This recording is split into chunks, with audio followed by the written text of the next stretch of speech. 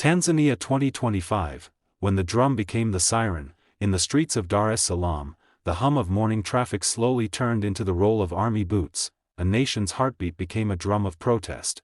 This is the story of how one election set a country on fire. October 29, 2025, Election Day in Tanzania. Across the nation, people lined up under the warm sun, carrying silent hopes for change. Ballots were cast, voices were raised, and a fragile peace floated in the air. But beneath that peace, tension was rising. By nightfall, the Electoral Commission announced a sweeping victory. President Samia Suluhu Hassan had won with almost 97% of the votes, a result that left the people stunned.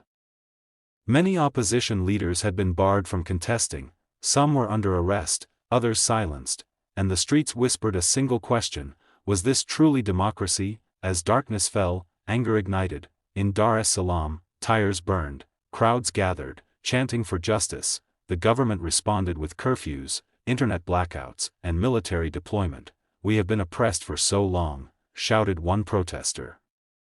"This time, we march for our children." The drumbeats of protest soon turned into sirens of fear. Across the cities of Dar es Salaam, Mwanza, and Arusha, clashes erupted. Security forces opened fire, clouds of tear gas filled the air, bodies fell. Hospitals overflowed. Opposition groups claimed hundreds were killed, while the government admitted only 10, and in that silence between gunfire and grief, the voice of democracy seemed to fade. Days later, the official results were confirmed. Samia Suluhu Hassan declared the winner, but for many Tanzanians, it didn't feel like victory. It felt like loss. The main opposition party, Chadema, rejected the results, calling the election neither free nor fair. The streets fell quiet, not from peace, but from exhaustion. Tanzania now stands at a crossroads. The ruling party, Chama cha Mapinduzi, remains in control, but the people are beginning to question, what is the meaning of a vote, if the outcome is already written? Human rights groups warn of shrinking freedoms, journalists speak in whispers, and yet, beneath the fear, something powerful has awakened, a new generation, no longer afraid to raise its voice.